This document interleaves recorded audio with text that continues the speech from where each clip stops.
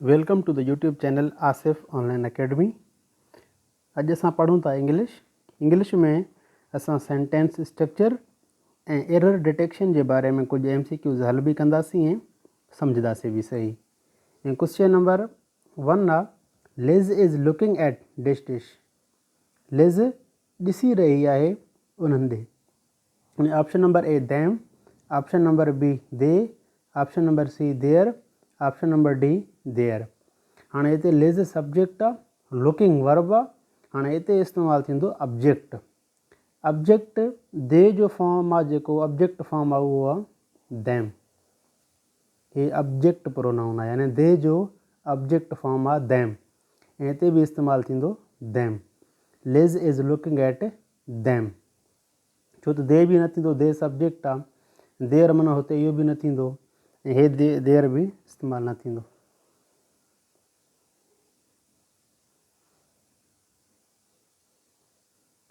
Question number 2 आ Mary works but dash dish.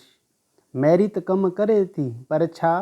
Option number A works Tom, B does Tom, C Tom does, D Tom works.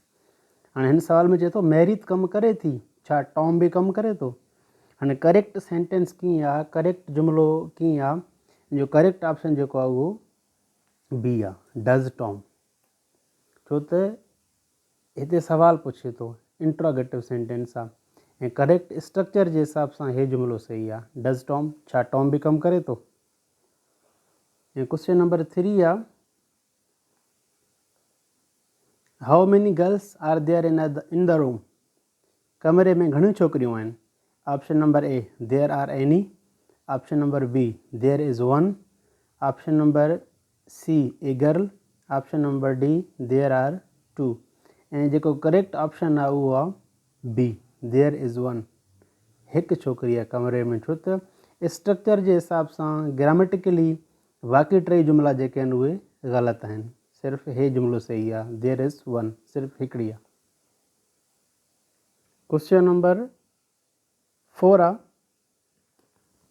Any what dash dash. Annie छा करे रही आहे? हाणे correct जुमलो कीअं थींदो? Option number is doing, option number she is doing, option number C are doing, option number D are you doing. ऐं correct option जेको आहे उहो डी आहे, यानी Annie what are you doing. Composition के हिसाब से स्ट्रक्चर के हिसाब से यो जुमलो सही है।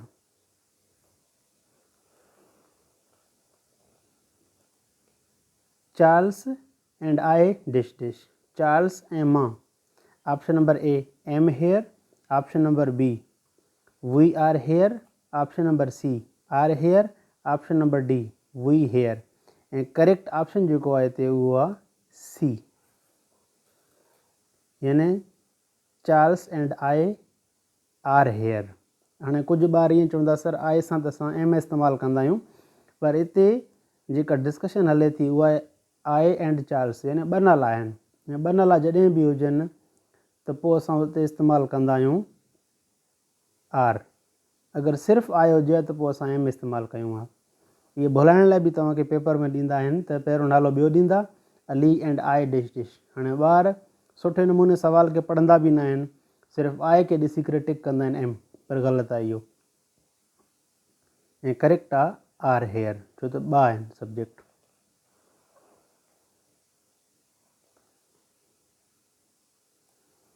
Jain and Tom dash dash the door. Option number A are walking at, option number B walks to, option number C walks to, option number D are walking to. ऐं करेक्ट ऑप्शन जेको आहे उहो डी आहे, यानी R walking two door. छो त R walking eight door इहो बि न थींदो, छो त वॉक करनि था माना डायरेक्शन आहे त टू इस्तेमालु थींदो, ऐं वॉक्स ऐं हे वॉक्स। हाणे हिते सब्जेक्ट ॿ आहिनि, प्रेजेंट सिंपल टेंस में SAIS इस्तेमालु न थींदो, छो त हिकु सब्जेक्ट हुजे त पोइ पॉसिबल आहे त वॉक्स इस्तेमालु कयूं हा। जॾहिं बि सब्जेक्ट ॿ हुजनि त पोइ असां SAIS इस्तेमालु न आहियूं कंदा, यानी प्रेजेंट सिंपल टेंस में अगरि सब्जेक्ट ही आहे, शी आहे, इट आहे, या सिंगल नालो आहे, सिंगुलर आहे, त पोइ तव्हां ऐड करे सघो था SRES with first form of verb. ऐं जेकॾहिं सब्जेक्ट आहे वी, यू, दे, आई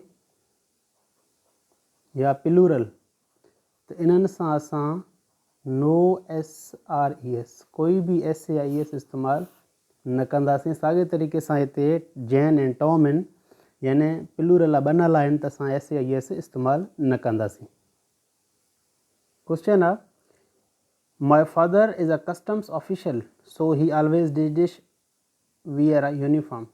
मुंहिंजो पीउ कस्टम ऑफिसर आहे, हमेशह उहो यूनिफॉर्म पाईंदो आहे। Option number A does not have to, option number B have to, option number C has to, option number D don't have to.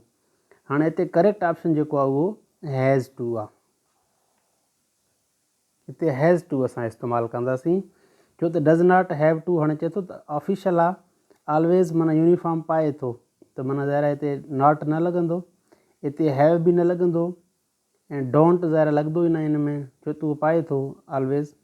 ऐं हैज़ ऐं हैव, हैज़ ऐं हैव इन्हनि खे इस्तेमालु करण जो तरीक़ो, अगरि सब्जेक्ट ही, शी, इट या सिंगुलर सिंगल नालो हुजे त पोइ उन सां इस्तेमालु कंदा आहियूं असां हैज़। हैव जे लाइ आई, वी, यू, दे ऐं प्लूरल, अगरि इहे सब्जेक्ट हुजनि त पोइ असां उन्हनि सां इस्तेमालु कंदासीं हैव। हाणे हिते असां हैज़ इस्तेमालु कयो, छो त माई फादर जेको आहे उहो सिंगुलर आहे, इन जे करे असां हिते हैज़ इस्तेमालु कंदासीं। अगरि हिते प्लूरल हुजे हा त पोइ असां हैव इस्तेमालु कयूं हा। क्वेश्चन आहे you dash dash work hard after your exam you can have a holiday. Option number A have had to, option number B won't have to, option number C have to, option number D won't have to. ऐं correct option जेको आहे उहो आहे B. चए थो you won't have to work hard after your exam you can have a holiday. चए थो इम्तिहाननि खां बाद में तव्हांखे महिनत करण जी ज़रूरत न आहे, तव्हां छुटी करे सघो था। सवाल आहे question I dash dish work very hard because I have an exam next sheet. मां तमामु सख़्तु महिनत कयां थो छो त अॻे हफ़्ते मुंहिंजा इम्तिहान आहिनि। Option number A am having, option number B has to, option number C had to, option number D have to. ऐं करेक्ट ऑप्शन जेको आहे उहो डी आहे, यानी हैव टू, यानी I have to work very hard. हाणे अॻु में बि असां डिस्कस करे चुका आहियूं त आई सां असां हैव इस्तेमालु कंदासीं। हाणे हे अॻु में असां हे डिस्कस करे चुका आहियूं त हैव जेको आहे सब्जेक्ट आई हुजे, वी, यू, दे या प्लूरल हुजे त असां हैव इस्तेमालु कंदासीं। अगरि शी, ही, शी, इट सिंगुलर हुजे त पोइ असां हैज़ इस्तेमालु कंदासीं। हाणे हिते सब्जेक्ट आई आहे, इन जे करे असां हिते इस्तेमालु करे चुका आहियूं हैव। सवाल आहे where is the cash desk. चए थो कैश डेस्क किथे आहे। I would like to pay dash dash this book. हाणे option number A to, option number B for, option number C with, option number D about. ऐं correct option जेको आहे उहो आहे बी आहे, यानी फॉर इस्तेमालु कंदासीं। चए थो कैश डेस्क किथे आहे, मां हिन बुक जी क़ीमत अदा करणु चाहियां थो। नेक्स्ट क्वेश्चन आहे What did you talk dash dash? Oh, this and that. Option number A to, option number B on, option number C with, option number D about. And correct option जेको असां वटि आहे about. What did you talk about? Oh, this or that. तव्हां छा जे बारे में ॻाल्हायो पिया, हिन जे बारे में या हुन जे बारे में। सवाल आहे dash dash your best friend sometimes go on holiday with U. छा तव्हांजो दोस्त कॾहिं तव्हां सां गॾु छुटियुनि में वञे थो। Option number A do, option number B does, option number C have, option number D did.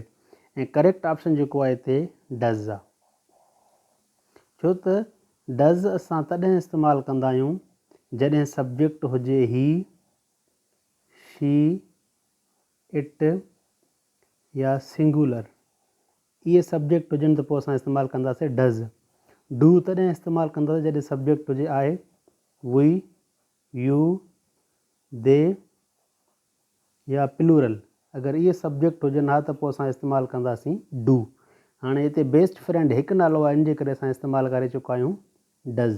हीअ प्रेज़ेंट सिंपल टेंस जो जुमिलो आहे।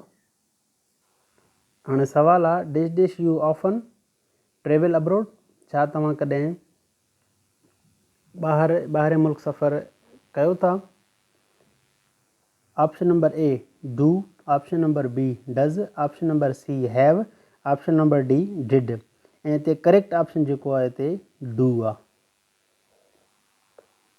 छो त असां यू सां बि डू इस्तेमालु कंदासीं। असां अॻु में पढ़ी चुका आहियूं I, we, you, they, plural, उन्हनि सां डू इस्तेमालु कंदासीं। सवाल आहे dash dash you ever been to Amsterdam. छा तव्हां कॾहिं एम्स्टर्डम विया आहियो? Option number A do, option number B does, option number C have, option number D did. ऐं करेक्ट ऑप्शन जेको आहे उहो हैव आहे, छो त यू सां असां इस्तेमालु कंदासीं हैव। क्वेश्चन आहे dash dash you have a good holiday last year. छा तव्हांजी चांद जी छुटी गुज़िरियल साल सही गुज़री? Option number A do, option number B does, option number C did, option number D are. हाणे हे लास्ट ईयर आहे त पास्ट जी ॻाल्हि करे थो, इन जे करे पास्ट जो हेल्पिंग वर्ब जेको आहे उहो डिड आहे, सी आहे। Did is the helping verb of past simple tense. Past simple tense जो हेल्पिंग वर्ब आहे।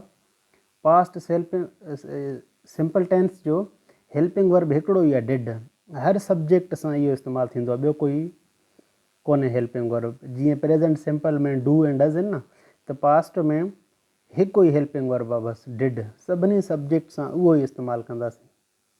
हाणे हिते असां इन जे करे डिड इस्तेमालु कईसीं छो त हिते लास्ट ईयर माना गुज़िरियल साल पास्ट जी ॻाल्हि करे थो, इन जे करे असां डिड इस्तेमालु करे चुका आहियूं। क्वेश्चन आहे dash dash you having a holiday soon. छा तव्हांखे जल्दी छुटी मिलण वारी आहे? Option number A do, option number B does, option number C did, option number D are. ऐं हिते करेक्ट ऑप्शन जेको आहे उहो डी आहे, यानी are you having a holiday soon. छो त हेल्पिंग वर्ब टे आहिनि, हिकु इज़ आहे, हिकु एम आहे ऐं हिकु आर आहे। इज़ इस्तेमालु थींदो आहे सब्जेक्ट अगरि ही हुजे, शी हुजे, इट हुजे या सिंगुलर हुजे, सिंगल नालो हुजे, उन्हनि सां इस्तेमालु थींदो आहे सब्जेक्ट हेल्पिंग वर्ब इज़। ऐं एम इस्तेमालु थींदो आहे सिर्फ़ु सब्जेक्ट आई सां। आर इस्तेमालु थींदो आहे वी, यू, दे या प्लूरल। अगरि इहे सब्जेक्ट हुजनि त पोइ इस्तेमालु कंदा आहियूं असां आर। हाणे हिते यू आहे, इन जे करे असां इस्तेमालु कयो आहे आर। क्वेश्चन आहे dash dash you speak the 3 languages. छा तव्हां 3 ॿोलियूं ॻाल्हायो था? Option number A do, option number B does, option number C did, option number D are. ऐं करेक्ट ऑप्शन जेको आहे हिते ए आहे, डू, छो त यू सां इस्तेमालु कंदा आहियूं असां डू। क्वेश्चन आहे your English is really improving but mine dash dash. तव्हांजी अंग्रेज़ी इम्प्रूव थी रही आहे त मुंहिंजी। Option number A have not, option number B don't, option number C is not, option number D does not. ऐं correct option जेको आहे सी आहे, माइन इज़ नॉट। क्वेश्चन आहे they did not remember my birthday but you dash dash. उन्हनि मुंहिंजी सालगिरह यादि न कई पर तव्हां। Option number A have, option number B don't, option number C did, option number D does. ऐं करेक्ट ऑप्शन जेको आहे उहो सी आहे, यानी did. They did not remember my birthday but you did. छो त हे जुमिलो बि पास्ट में आहे त हे बि असां पास्ट हेल्पिंग वर्ब इस्तेमाल कंदासीं। क्वेश्चन आहे we don't want to leave early but dash dash. असीं जल्दी रवानो थियण नथा चाहियूं पर option number A have, option number B do, option number C is, option number D does. ऐं करेक्ट ऑप्शन जेको आहे हिते डू आहे, यानी we don't want to leave early but they do. Question आहे I watch TV last night but my sister dash dash. मां गुज़िरियल राति टीवी ॾिठी पर मुंहिंजी भेण। Option number A has not, option number B did not, option number C is not, option number D does not. हाणे हे जुमिलो last night जो मतिलबु आहे ऐं वॉच सेकेंड फॉर्म आहे, माना पास्ट जो जुमिलो आहे, इन जे करे असां हे बि पास्ट में टिक कंदासीं, did not. I watch TV last night but my sister did not. सवाल आहे John loves flying but we dash dash. John loves माना प्रेजेंट सिंपल टेंस आहे, प्रेजेंट आहे त नेक्स्ट जुमिलो बि प्रेजेंट जो ई हूंदो। Option number A have not, option number B don't, option number C is not, option number D does not. ऐं करेक्ट ऑप्शन जेको आहे उहो बी आहे, John loves flying but we do not या वी डोंट। क्वेश्चन आहे Maria is not studying hard but I. Maria सख़्त मेहनत न करे रही है, पढ़ी न रही है, पर मां।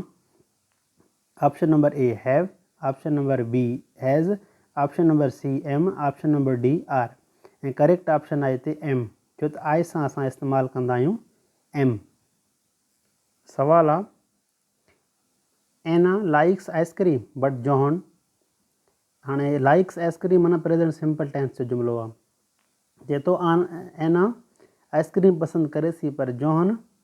Option number A have not, option number B has not, option number C is not, option number D does not. ऐं करेक्ट ऑप्शन जेको आहे उहो डज़ नॉट, छो त पहिरियों जुमिलो प्रेजेंट सिंपल आहे, इन जे करे सेकेंड बि प्रेजेंट सिंपल ई थींदो। सवाल आहे I have been to Australia but Anna dash dash. मां ऑस्ट्रेलिया खां थी आयो आहियां पर Anna. Option number A have not, option number B has not, option number C is not, option number D does not. ऐं correct option जेको आहे उहो बी आहे, हैज़ नॉट। जुमिलो आहे we dash dash beautiful puppy called Molly. असां वटि हिकु ख़ूबसूरत पपी आहे जंहिंजो नालो मोली आहे। Option number A was, option number B having, option number C did, option number D had. ऐं करेक्ट ऑप्शन जेको आहे had, we had a beautiful puppy called Molly. Question आहे we dash dash got a beautiful puppy called Molly. असां वटि या असां हासिलु कई आहे ख़ूबसूरत पपी जो नालो आहे मोली। ऐं करे option number A was, option number B have, option number C did. ऐं करेक्ट ऑप्शन जेको आहे उहो हैव आहे, छो त उहो ई सां असां इस्तेमालु कंदा आहियूं हैव। क्वेश्चन आहे why dash dash you leaving so early. तव्हां छो एॾो जल्दी रवाना थी रहिया आहियो। Option number A was, option number B have, option number C is, option number D are. ऐं करेक्ट ऑप्शन जेको आहे उहो डी आहे, यानी are. Why are you leaving so early present continuous जो जुमिलो आहे। क्वेश्चन आहे how many people dash dash you invited to the party. घणनि माण्हुनि खे तव्हां पार्टी में दावत ॾिनी आहे। Option number A was, option number B have, option number C did, option number D were. ऐं करेक्ट ऑप्शन जेको आहे उहो बी आहे, have. How many people have you invited, छो त यू सां असां इस्तेमालु कंदा आहियूं हैव। हाणे हे जेको थर्ड फॉर्म आहे वर्ब जो, थर्ड फॉर्म, इन जो मतिलबु आहे त हे जेको जुमिलो आहे उहो प्रेजेंट परफेक्ट जो आहे, प्रेजेंट परफेक्ट टेंस, समान हाल कामिल या मुकमिल। प्रेजेंट परफेक्ट टेंस में हेल्पिंग वर्ब हैज़ या हैव ऐं plus third form of verb. जॾहिं बि थर्ड फॉर्म ऑफ वर्ब अचे त पोइ हैज़ या हैव, उहो प्रेज़ेंट परफेक्ट। पर थर्ड फॉर्म खां अॻु में जॾहिं इज़ एम आर अचे त माना पोइ उहो पैसिवाइज़ जुमिलो आहे। सवाल आहे thank goodness we dash a dishwasher, माना महिरबानी असां हिकु थांह धोइण वारो वठी आया आहियूं या असां वटि थांह धोइण वारो आहे। Option number A was, option number B have, option number C did, option number D were ऐं करेक्ट ऑप्शन जेको आहे उहो बी आहे। Thank goodness we have a dishwasher. ऐं सवाल आहे Mary never dash the washing up, Mary कॾहिं बि धोइण जो कमु न कंदी आहे। Option number A does, option number B has, option number C did, option number D is ऐं करेक्ट ऑप्शन जेको आहे उहो ए आहे। Mary never does the washing up. सवाल आहे वेयर डिश यू यस्टरडे, तव्हां कल्ह किथे हुया हो। Option number A was, option number B have, option number C did, option number D were ऐं करेक्ट ऑप्शन जेको आहे उहो डी आहे यानी वर। छो त यस्टरडे माना पास्ट जी ॻाल्हि करे थो, पास्ट में वर इस्तेमालु कंदा आहियूं असां। छो त यू आहे यू सां वर, जेकॾहिं ही हुजे हा, शी हुजे हा, इट हुजे हा त पोइ असां वाज़ इस्तेमालु कयूं हा।